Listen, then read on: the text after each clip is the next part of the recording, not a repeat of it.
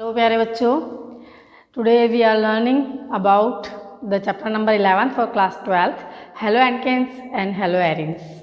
तो जैसा कि बच्चों आप लोगों ने सभी ने चैप्टर में पहले न्यूक्लियोफिलिक सब्स्टिट्यूशन रिएक्शंस पढ़ी थी, तो मैं आप लोगों को यहाँ पर एक बार समझाने जा रही हूँ न्यूक्लियोफिलिक सब्स्टिट्यूशन रिएक्शंस के बारे में।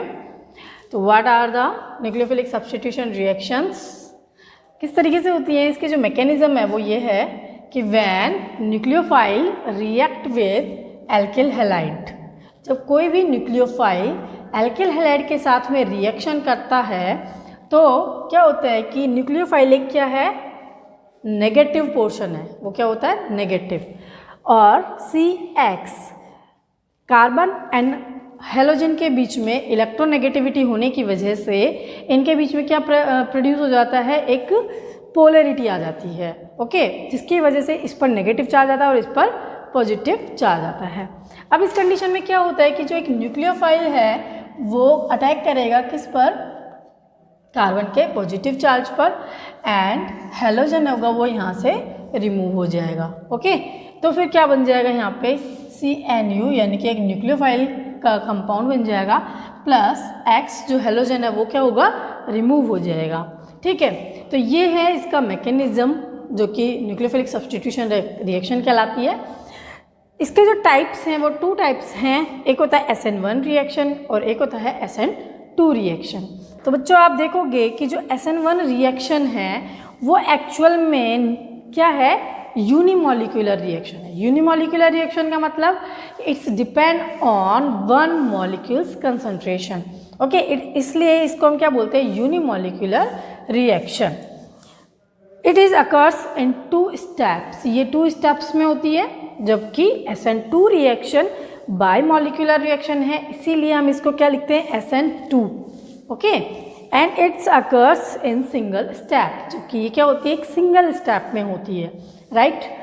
इसके बाद में आपका आता है कि जो रेट ऑफ रिएक्शन है it's depends only on concentration of alkyl halides, मतलब कि जो रेट ऑफ रिएक्शन है SN1 रिएक्शन के लिए वो सिर्फ एक ही कंसंट्रेशन पर डिपेंड करती है, किसके कंसंट्रेशन पर, एल्किल हैलाइड के कंसंट्रेशन पर, राइट, यानी कि RX के कंसंट्रेशन पर, नॉट ऑन न्यूक्लियोफाइल।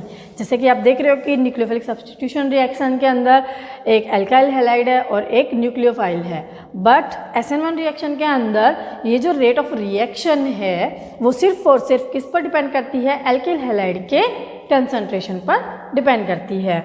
जबकि SN2 रिएक्शन है वो डिपेंड करती है on both concentration alkyl halides and nucleophiles. जैसे कि आप देख रहे हो कि इस रिएक्शन के अंदर एक न्यूक्लियोफाइल है और एक एल्किल हैलाइड है, तो जो SN2 रिएक्शन है वो दोनों ही कंसंट्रेशन पर डिपेंड करती है, न्यूक्लियोफाइल पर भी डिपेंड करेगी और एल्किल हैलाइड पर भी डिपेंड करेगी, राइट।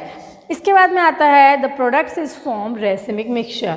SN1 रिएक्शन के अंदर जो प्रोडक्ट बनता है वो क्या बनता है, रेसिमिक मिक्सचर बनता है, राइट। रेसिमिक मिक्सचर का मतलब होता है कि इसके अंदर 2 पॉसिबिलिटीज़ होती हैं, एक इन्वर्जन होता है और एक रिटेंशन होता है। क्या होता है, एक इन्वर्जन और एक रिटेंशन। इन्वर्जन का मतलब होता है कि जो बैकवर्ड साइड से रिएक्शन होती है तो वो कहलाता है इन्वर्जन, ओके, और जो फॉरवर्ड फ्रंट साइड से जो रिएक्शन होती है वो कहलाता है रिटेंशन। अब क्योंकि 50% इन्वर्जन होता है एंड 50% रिटेंशन होता है, इसीलिए ये जो रिएक्शन है वो क्या कहलाती है, रेसिमिक मिक्सचर, ठीक है। इसके बाद में जबकि जो इसके SN2 के प्रोडक्ट्स बनते हैं वो क्या बनते हैं, ओनली इन्वर्जन, मीन्स कि इसके अंदर जो रिएक्शन होती है वो बैकवर्ड साइड से होती है और इसीलिए इसके अंदर जो प्रोडक्ट बनता है वो कैसा बनता है, इन्वर्टेड प्रोडक्ट बनता है, जो कि क्या कहलाता है, वर्ल्डन इन्वर्जन, ओके। तो मैं आपको इनकी मैकेनिज्म जब आगे समझाऊंगी आप लोगों को तो इनके और भी प्रॉपर्टीज़ के बारे में समझाऊंगी, ओके। नेक्स्ट है आपका मैकेनिज्म। तो हम पढ़ रहे हैं अब mechanism of SN1 and SN2 reaction. सबसे पहले हम पढ़ेंगे mechanism of SN1 reaction, right. तो देखो बच्चों, ये SN1 रिएक्शन है और जैसा कि मैंने आपको बताया था इट इज़ 2 स्टेप्स प्रोसेस, मतलब कि ये 2 स्टेप्स में होती है। और 2 स्टेप्स में किस तरीके से होती है आपको बताऊंगी मैं इधर। जैसे कि ये स्टेप 1, सबसे पहले क्या होगा, फॉर्मेशन ऑफ कार्बोकैटायन। तो आप देखोगे कि एल्किल हैलाइड है, उसमें से पहले क्या निकलेगा, हेलोजन निकलेगा और उसके बाद में हमें क्या मिलेगा, एक कार्बोकैटायन मिलेगा। तो क्या होता है, जैसे ये है एक एल्किल हैलाइड है, कौन सा है ये, 3 डिग्री एल्किल हैलाइड है, ठीक है। अब 3 डिग्री एल्किल हैलाइड के अंदर से Br माइनस के फॉर्म में रिमूव होगा और ये क्या होगा, एक स्लो स्टेप होगा, ठीक है। स्लो स्टेप होगा क्योंकि ये सेल्फ 3 डिग्री कार्बोकैटायन बनाता है और यहाँ पर ये क्या बना लेगा, एक 3 डिग्री कार्बोकैटायन बना लेगा plus Br minus, right, it is a carbocation, right. तो इसके बाद में आता है सेकेंड स्टेप। सेकेंड स्टेप के अंदर क्या होता है, जब एक कार्बोकैटायन हमें मिल जाता है तो हम जानते हैं कि जो 3 डिग्री कार्बोकैटायन है वो मोर स्टेबल होता है, इसीलिए ये इजीली OH माइनस जो कि एक न्यूक्लियोफाइल है उसके साथ रिएक्ट करेगा और क्या होगा, ये OH माइनस इसके ऊपर अटैक करेगा और ये होगी एक फास्ट रिएक्शन। क्या होगी, फास्ट रिएक्शन। और इसके बाद में हमें क्या मिल जाएगा, ये अल्कोहल मिल जाएगा, राइट। तो इस तरीके से एक न्यूक्लियोफिलिक सब्स्टिट्यूशन रिएक्शन होती है, 1 न्यूक्लियोफाइल रिमूव होगा एंड सेकेंड जो न्यूक्लियोफाइल है वो इसमें ऐड होगा, राइट। तो ये 2 स्टेप्स रिएक्शन है और क्योंकि ये एक स्लो स्टेप है, फर्स्ट स्टेप इसका क्या है, स्लो स्टेप है, इसलिए it's depend only on concentration of alkyl halide, right. तो इसलिए ये सिर्फ और सिर्फ एल्काइल हैलाइड के ही कंसंट्रेशन पर डिपेंड करेगा, इसीलिए हम इसको बोलते हैं SN1 रिएक्शन, ओके। एक दूसरी बात आती है कि जब हमारे पास में 3 डिग्री हैलाइड जो है वो OH के साथ में रिएक्ट करता है, यानी कि किसी भी न्यूक्लियोफाइल के साथ रिएक्ट करता है, तो देयर आर 2 पॉसिबिलिटीज़, यहाँ पर 2 पॉसिबिलिटीज़ हैं कि वो या तो फ्रंट से अटैक करे या फिर वो बैक साइड से अटैक करे, राइट। अगर वो फ्रंट से अटैक करता है तो आपको क्या मिलेगा, एक रिटेंशन प्रोडक्ट मिलेगा। रिटेंशन प्रोडक्ट का मतलब होता है कि जिस जगह से न्यूक्लियोफाइल रिमूव हुआ है उसी जगह पर दूसरा न्यूक्लियोफाइल ऐड हो जाता है, तो वो कहलाता है रिटेंशन प्रोडक्ट, राइट। तो यहाँ पर आपको क्या मिलेगा, एक रिटेंशन प्रोडक्ट मिलेगा। और अगर ये बैक साइड से रिमूव होता है, बैक साइड पर अटैक करता है, तो ये बनाता है आपका बैक साइड का प्रोडक्ट और it is called the inversion. Inversion means क्योंकि वो उसका जस्ट अपोजिट हो गया, इसलिए वो क्या कहलाएगा, इन्वर्जन। अब आप देखोगे यहाँ पर कि जो 2 प्रोडक्ट्स बनते हैं तो देयर आर 50% पॉसिबिलिटीज़ कि या तो इन्वर्जन प्रोडक्ट मिले या फिर हमें रिटेंशन प्रोडक्ट मिले, राइट। अब क्योंकि हमारे पास 50% पॉसिबिलिटीज़ हैं तो इन दोनों का जो मिक्सचर मिलेगा हम इसको बोल सकते हैं A एंड इसको हम बोल सकते हैं B। और जब A एंड B का हमें मिक्सचर मिलता है तो उसे हम बोलते हैं रेसिमिक मिक्सचर, राइट।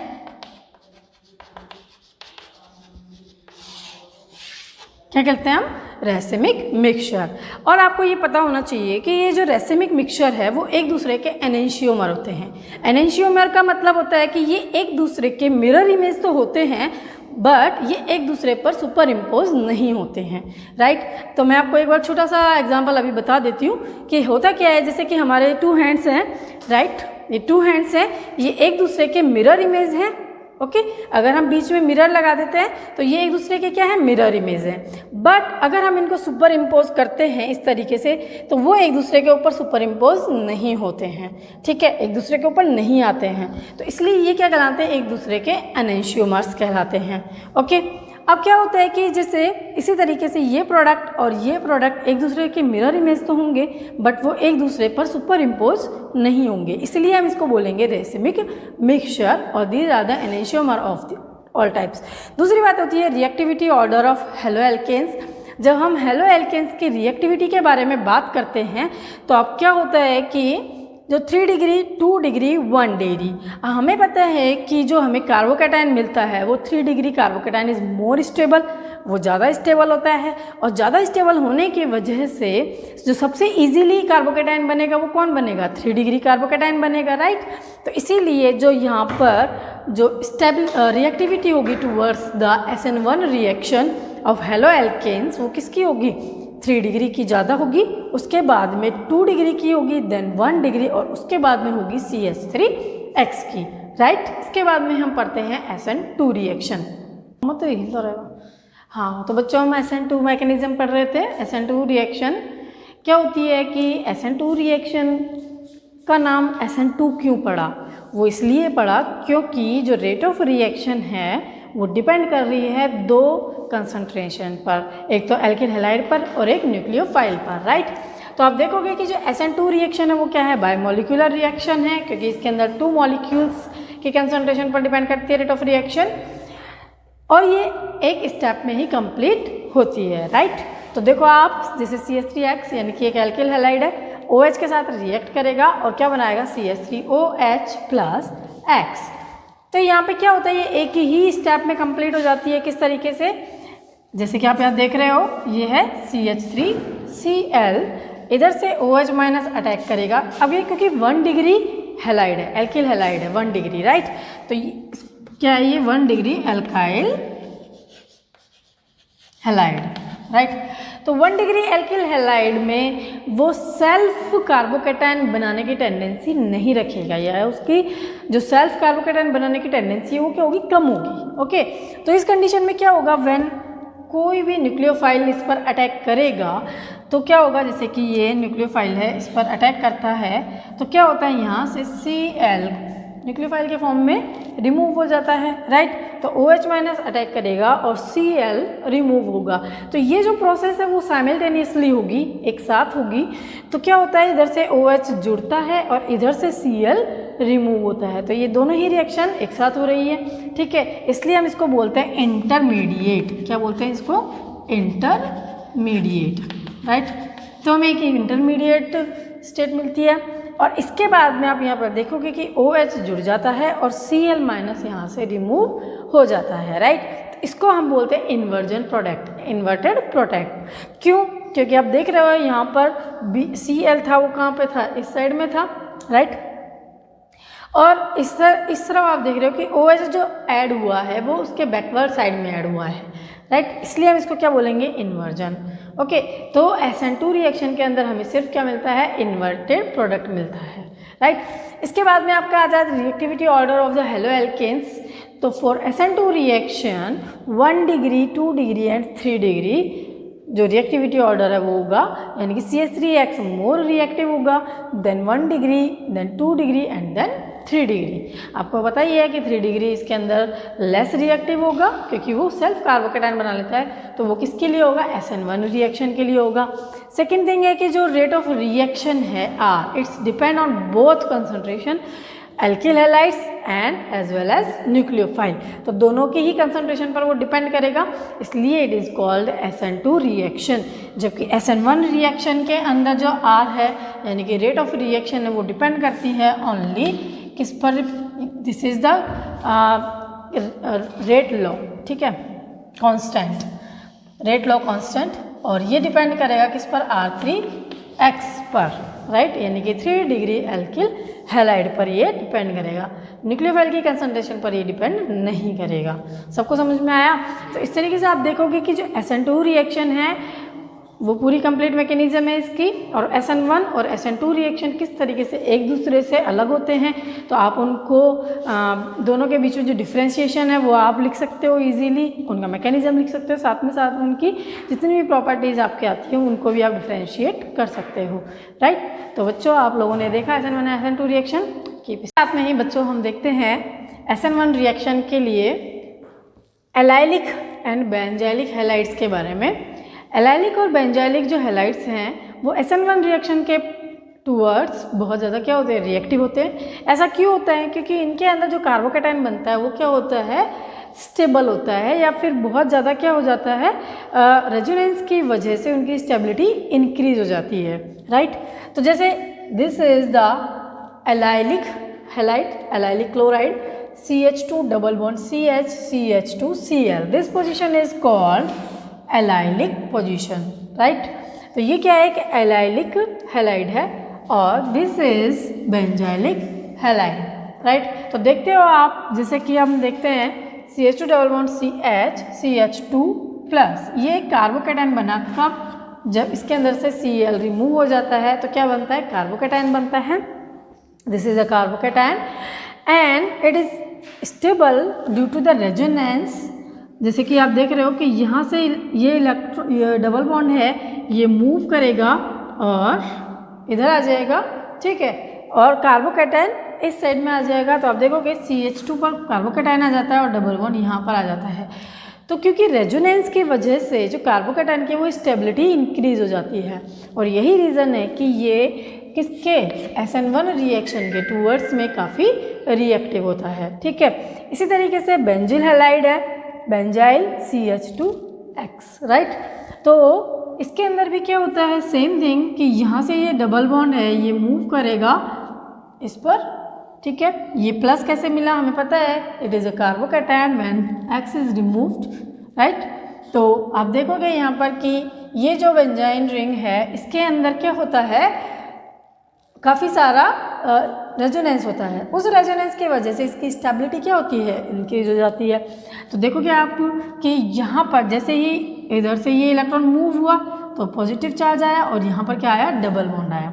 अब क्या होगा नेक्स्ट, ये जो डबल बॉन्ड है वो मूव करेगा यहाँ पर, ठीक है, और पॉजिटिव चार्ज आ जाएगा यहाँ और डबल बॉन्ड आ जाएगा यहाँ पर। नेक्स्ट जब ये वाला बॉन्ड मूव करेगा यहाँ पर तो क्या होगा, डबल बॉन्ड आ जाएगा यहाँ पर और पॉजिटिव चार्ज आ जाएगा यहाँ पर। इसके बाद में नेक्स्ट होगा कि ये बॉन्ड मूव करेगा तो इस पर आ जाएगा डबल बॉन्ड और इस पर आ जाएगा पॉजिटिव चार्ज। तो आप देख रहे हो कि ये पॉजिटिव चार्ज पूरी रिंग के अंदर डिलोकेलाइज हो रहा है और रेजोनेंस क्रिएट कर रहा है, इसलिए ये क्या होगा, मोर स्टेबल होगा, राइट। तो इसी स्टेबिलिटी की वजह से ये जो होंगे वो क्या होंगे, SN1 रिएक्शन के टूवर्ड्स में मोर रिएक्टिव होंगे, ओके।